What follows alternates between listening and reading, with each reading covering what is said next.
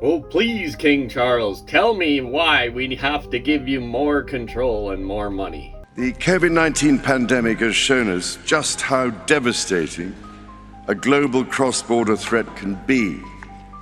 Climate change and biodiversity loss are no different. In fact, they pose an even greater existential threat, to the extent that we have to put ourselves on what might be called a warlike footing. Did you hear that? A warlike footing. Against who, I wonder?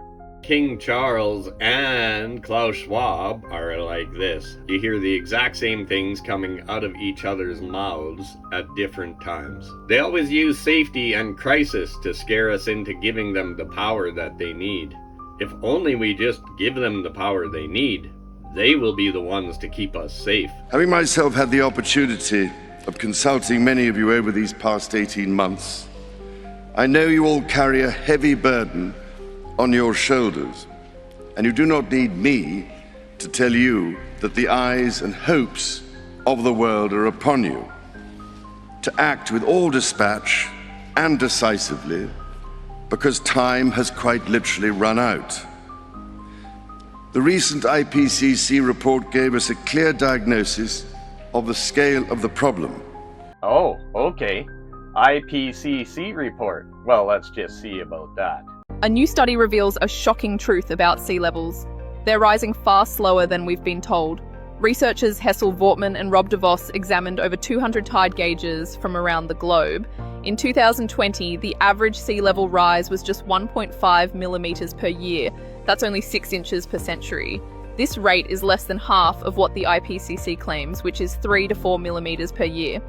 The study found no acceleration linked to man-made climate change.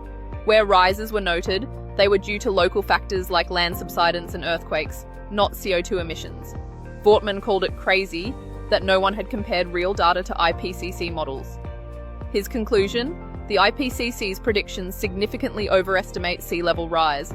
Despite the facts, the media continues to push narratives of drowning cities, a political agenda, not scientific truth. We know what we must do.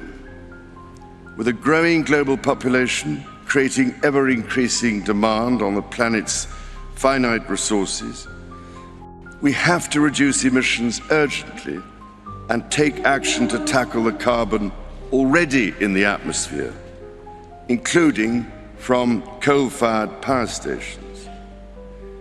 Putting a value on carbon, thus making carbon capture solutions more economical, is therefore absolutely critical.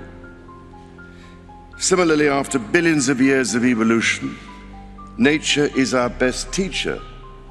In this regard, restoring natural capital, accelerating nature-based solutions, and leveraging the circular bioeconomy will be vital to our efforts. As we tackle this crisis, our efforts cannot be a series of independent initiatives running in parallel. The scale and scope of the threat we face call for a global systems-level solution based on radically transforming our current fossil fuel-based economy to one that is genuinely renewable and sustainable.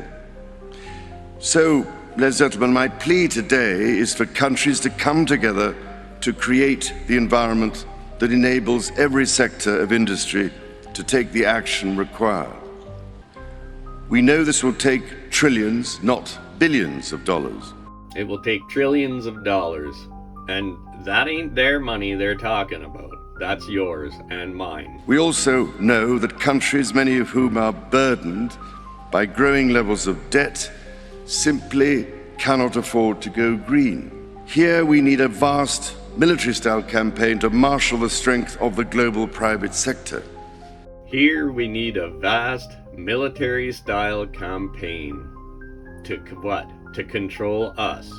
They're saying the quiet part out loud. With trillions at its disposal, far beyond global GDP. With trillions at his disposal. Who's this his? Who's he talking about?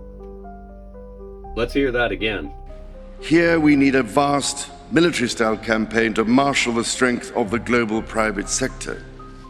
with trillions at its disposal, far beyond global GDP, and with the greatest respect, beyond even the governments of the world's leaders. That means whoever he is, he has more money at his disposal than the whole world makes in a year. What's he talking about here? The beast? 666? I don't know, but he actually says it. I don't get it. It offers the only real prospect of achieving fundamental economic transition.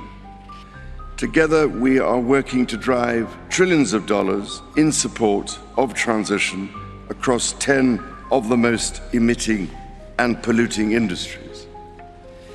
They include energy, agriculture, transportation, health systems, and fashion. That's weird. So they're targeting everything that we have to pay for on a daily to monthly basis. But don't worry, our sacrifice is worth it. You know, I'm thinking he ain't gonna feel a single thing. Won't even affect him one bit. Sure is gonna affect us. The reality of today's global supply chains means that industry transition will affect every country and every producer in the world. There is absolutely no doubt in my mind that the private sector is ready to play its part and to work with governments to find a way forward. Your Excellencies, ladies and gentlemen, many of your countries I know are already feeling the devastating impact of climate change through ever-increasing droughts, mudslides, floods, hurricanes, cyclones and wildfires, as we've just seen on that terrifying film. Terrifying film? Oh, so they're indoctrinating our leaders that are all there too. Nothing like scaring the hell out of a human to get them to do what you want. Yep, scare the hell out of them and fill their pockets.